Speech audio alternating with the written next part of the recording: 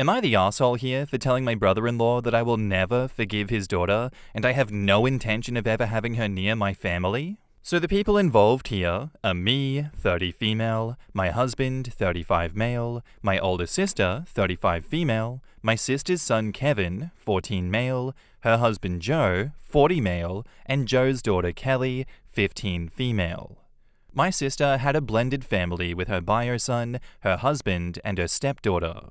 I would say that it was still a work in progress for them, but we all accepted and included Joe and Kelly into our lives. A few weeks ago, my husband and I organized a little get-together at our place to celebrate my birthday and for people in our family to spend time with our 6-month-old son. The people present were my sister and her family plus our parents, so very intimate and chill. Everything went well, and nothing out of the ordinary happened, but some days after the gathering, my nephew Kevin came to our house and asked to speak to me about something concerning. For info, Kevin and Kelly attend the same school and have some mutual friends. My nephew told me that Kelly has been telling her friends that during the gathering, she has seen her step-uncle's, my husband's, organ. She claims that she was in the bathroom, my husband entered without knocking, and he had his organ outside his pants, and this is how she ended up seeing it.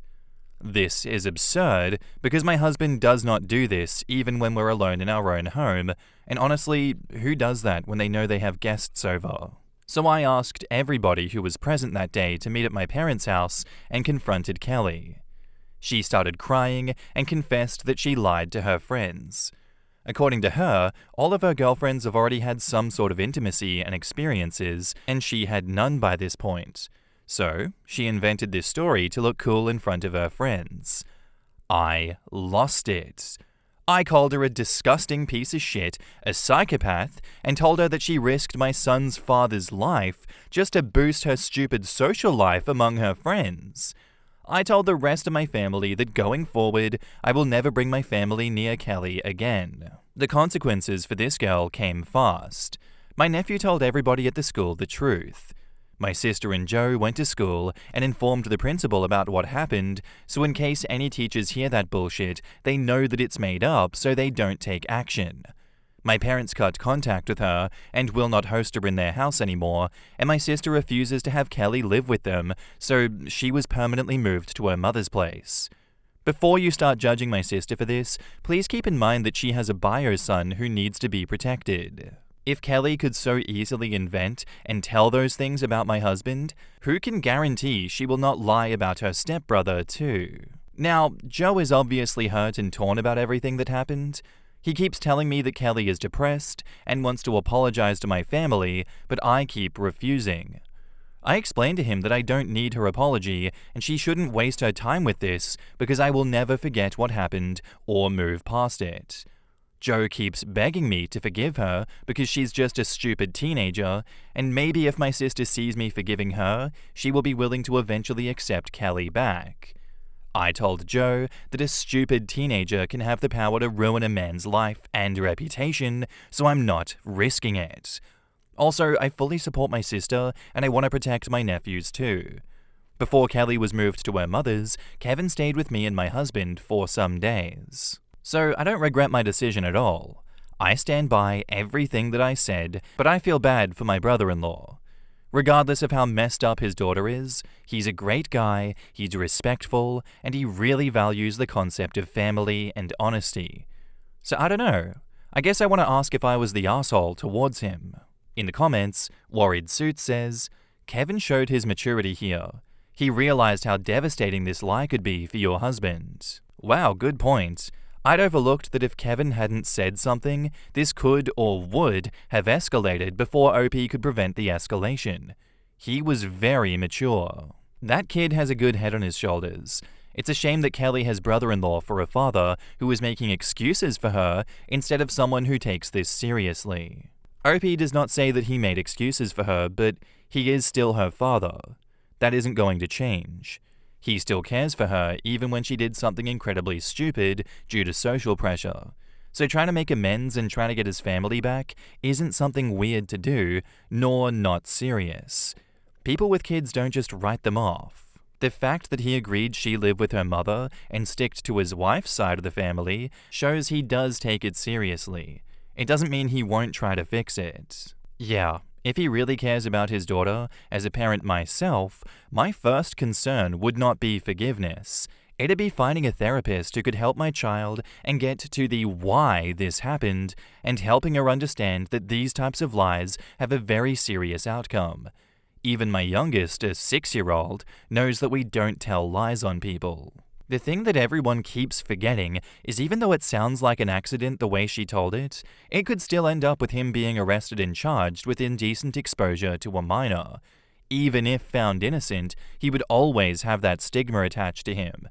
People around here don't mess around when it comes to things like this. And OP says, "Exactly. Thank you for this. I left a lot out of the post because I'm not sure what's allowed here or not, but let's say that no sane adult who heard her story would ever think that it was an accident. She provided some details and made some remarks that made it look like he flashed her." Oh god, that makes it even worse. Yes, it does make it even worse. Her adding to this story and building it up like he was some disgusting, crazed predator that would go after her at a family event of all places. Yes, that is sick and deranged, and there needs to be consequences for that. Not the asshole at all for telling your brother-in-law that you won't forgive his daughter and that you have no intention of having her near your family.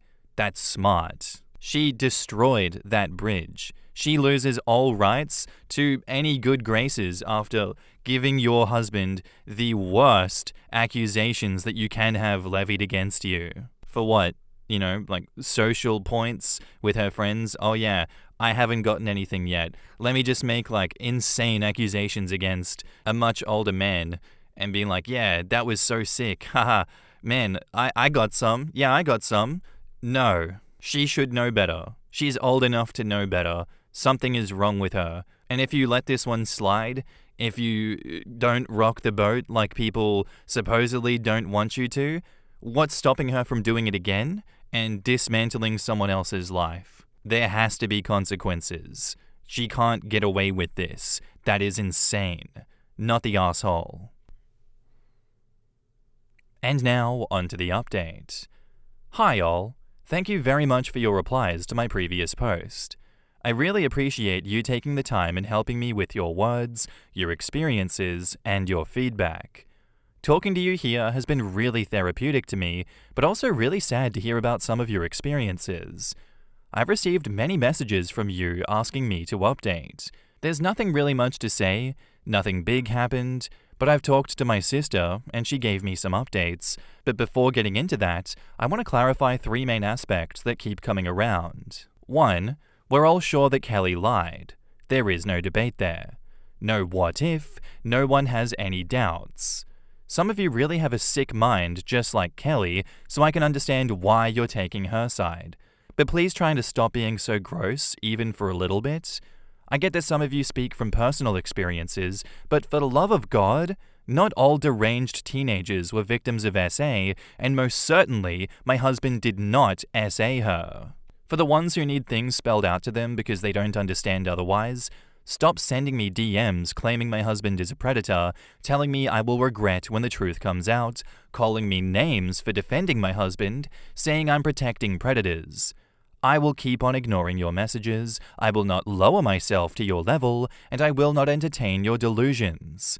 Right now, to me, it seems the only predator is you, because otherwise you would not be such sick individuals wishing bad things to happen to people who you don't even know.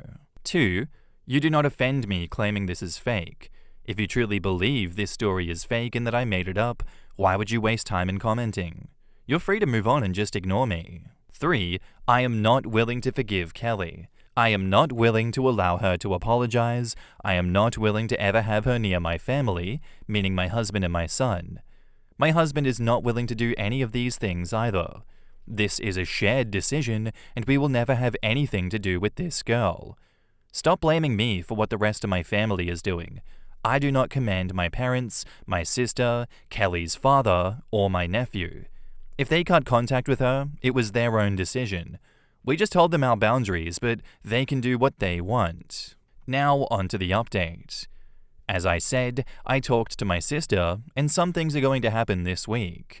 First of all, Kevin is coming to our place tomorrow and will spend the entire week with us so that my sister and her husband can have time to sort things out. They plan to go visit Kelly at her mother's place, sit her down, and tell her what is going to happen. My sister asked Kevin if he wants her to divorce or if he feels unsafe living with her husband. My nephew told her that he doesn't want to ruin her marriage, he does not hate Joe even if he said it a couple of times, he does not feel unsafe with him, but he does not want to ever have to be near Kelly. My sister and Joe started working with a therapist to see if they can salvage their marriage, and it really helped them. So for the ones wishing for them to divorce, they will not. The therapist explained to Joe that he can still have a relationship with his daughter while keeping his other family too. The only thing needed is for him to be willing to work for it. She also said that divorcing and giving up his own life and happiness is not a solution because where does it end? He divorces my sister, in a few years gets a new wife, and if Kelly does something again to that new family, is he going to once again give up everything that he has and start over? He needs to see himself and Kelly as two different individuals with their own path in life. They don't need to be tied together to have a parent-child relationship, and he also needs to show his kids that marriages are not jokes. You don't give up the first time something shitty happens. So they decided to work together for their marriage. They will let Kelly know how things will be from now on, meaning Joe will continue seeing and supporting her, but she will live full-time with her mother. Her mother is on board with this. She was a part of these discussions. Some Redditor suggested in the future that Kevin can stay at my place if they want to have Kelly over, and I suggested this to my sister. I told her that our house will always be open for Kevin, so we can do that if Kevin also wants it. I don't think he'll refuse, since he enjoys spending time with us and his baby cousin, but we need to see how we'll feel for the girl to be in his house. Right now, Kevin's also in therapy because he's been having nightmares and violent outbursts when he hears about Kelly, so this will not be suggested to him anytime soon. The last time he heard about her, he had a panic attack, started crying and shouting that he hates her and wishes we never met her. I'm confident that with therapy he will go back to his happy self, but baby steps. He does not need to be rushed right now.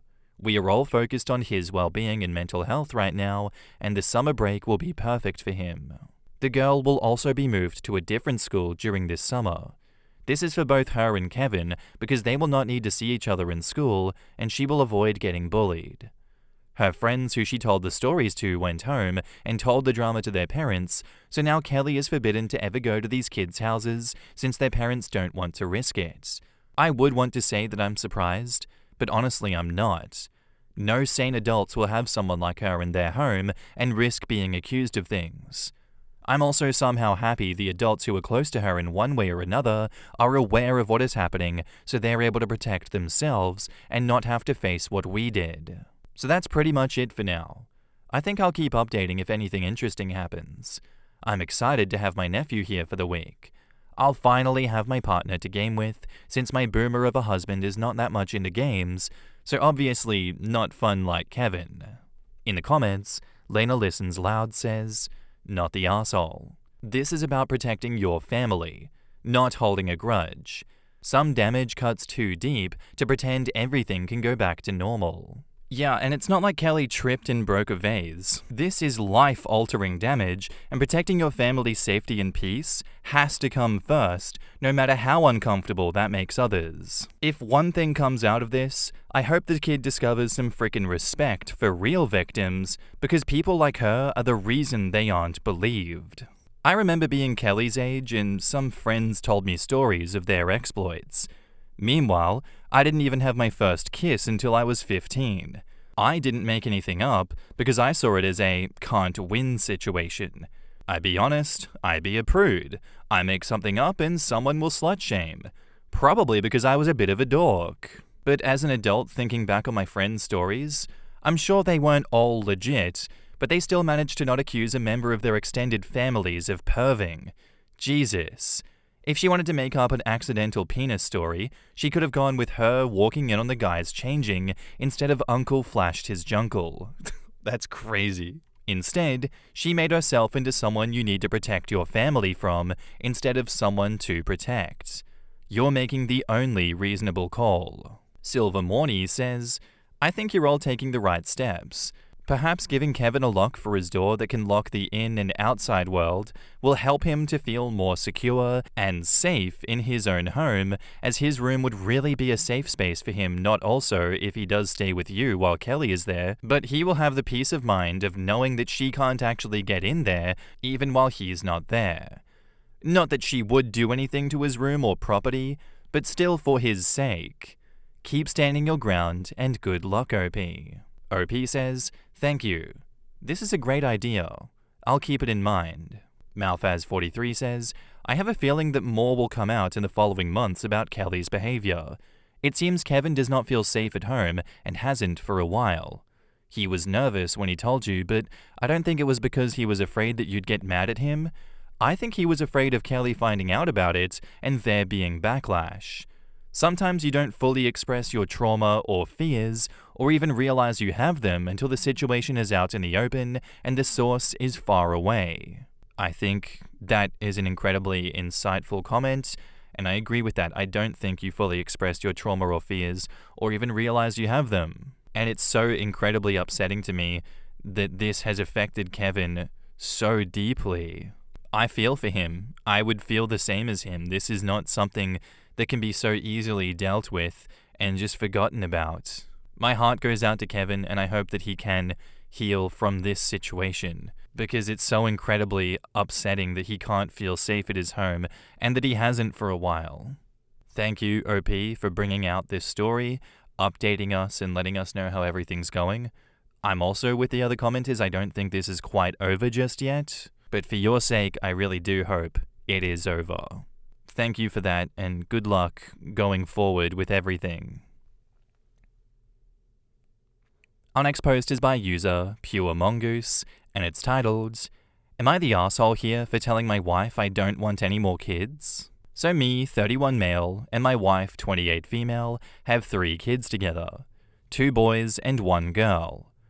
About 1 year ago, after our last child was born, we discussed if we wanted any more kids. We both agreed on no more kids, because having another child when we already have 3 is enough for us. Okay, so last night my wife started going on and on about wanting another baby, showing me baby TikToks and nursery photos. I reminded her about the fact that we already agreed on having no more kids, and even if I did want another baby, it wouldn't work out money-wise, because our 2 boys already play sports, and we're planning on putting our little girl in a sport also. If you know, you know, sports ain't cheap. I listened to her rant for about 20 minutes, saying how once the baby was born I wouldn't regret saying yes, and how she'll refuse to have kids after a certain age if I ever asked again. I just flat out told her no. We agreed on what we agreed on already, and I just don't want any more kids. And I also wouldn't have a strong connection to the baby because I didn't want another baby in the first place. She got up, stomping her feet upstairs, and locked herself in our room. When it was time for bed, she sighed every time I tried to talk to her and ignored me. I don't get it. We already agreed on not having any more kids. Am I being a jerk or what? I feel like I am. In the comments, Just Appointment says, she's talking about it as if you're getting a new dining room set or something shit. Seriously. The children they already have are going to have a worse life because they won't be able to provide for them. Why doesn't she care about that? Yeah, it doesn't sound like she wants to be a parent. She just wants to be the mother of a baby. It's the whole, I want a puppy, but I don't want a dog bullshit mentality. Not the asshole. She's letting herself be influenced by TikTok and the emotional high that comes with it. But she's not thinking about the effect it's going to have on your family and your finances. Honestly, you guys need to sit down and have a conversation, because if she decides to get pregnant without a serious talk, it's going to suck all around for all of you. OP replies, I think that's what's happening. There isn't a second where she's not on TikTok watching trad wives taking care of their babies. I swear that trad wife TikTok shit is brainwashing. I'm going to have a talk with her tonight. Maybe she can see that we are not fit for another baby. Oh boy, you're in deep shit, dude. Tradwife content equals 100% Looney Tunes. Oh my god, no, not the Tradwives. They're fake as hell. Tell her to watch Hannah Alonso's video on tradwives. And no, I don't think you're the asshole because you're just being realistic. Did you guys watch Hannah Alonso's video on tradwives? I want to know what you think of it. All the TikTok tradwives have rich husbands and/or are making bank off of being influencers. It's not in the same universe as the reality of being a regular stay-at-home mom. Dude, go and get snipped ASAP, or you'll discover soon that her birth control magically failed. Also, for 6 months after being snipped, wear a condom. A vasectomy is not 100%, sometimes up to a year. Go every 3 months to see if you have any sperm viable. Too many stories of vasectomies not taking and people having a baby they don't want. Be extra careful. Honestly, it was giving a bit of red flags during that post itself with her being so pushy. It kind of felt like to me she was just idealizing a reality that would not actually live up to the reality she has in her head. And that's why it was smart of OP to be like, haha, yeah, this sounds great, but how about we don't do that? Because we're already doing enough to balance our life as is, and another baby will just kind of destroy it. But also in my mind, it's like, how privileged to be able to fantasize about a reality in which you can support a 4th child. Like, damn. It feels like that is rare in this day and age, is it not? Like, people can't even afford 1 child. People can't even afford themselves. How the hell is this woman happily fantasizing about a 4th child? Oh my god, what are their income levels? And then the cherry on top is just the tradwife content. How many times has that come up on here? Like, how are people so able to be influenced by this? Watch some goddamn YouTube documentaries doing deep dives into it, and you will have that allure of tradwife content destroyed. Because it is all a fetish, fabrication, it is not to be taken seriously, and yet we keep having posts where people are like, damn, she can make Coca-Cola from scratch. I'ma have a 4th baby. That shit is wild. Like, no, it's not reality. Stop. And it's only gonna get worse now that all these AI videos are so incredibly realistic. We're just gonna have people that aren't even real fetishizing tradwife content. It is going to look more than real. It is gonna be something that is convincing people to do more insane things. And we will get more posts like this being like, so my wife found the fake tradwife AI content, and now she wants me to have a 5th child with her. Like, bro, I'm not ready for the future. Back up to the post, there is an edit. Well, damn, I posted this like an hour ago. I didn't expect all the comments, but I really appreciate y'all's help and advice. I do plan on having a serious talk with her when I get home. And about the vasectomy comments, I planned on getting one after our baby girl was born, and we'd both decided on no more kids. I do plan on getting one sometime soon because we are not fit for another baby, and I don't want to accidentally get her pregnant. Thanks for the advice, I appreciate all of y'all. I might update y'all if I don't forget. Matter of fact, I don't think I will with the way my phone is blowing up from all these comments. For everyone saying that my wife has a mental illness, please stop.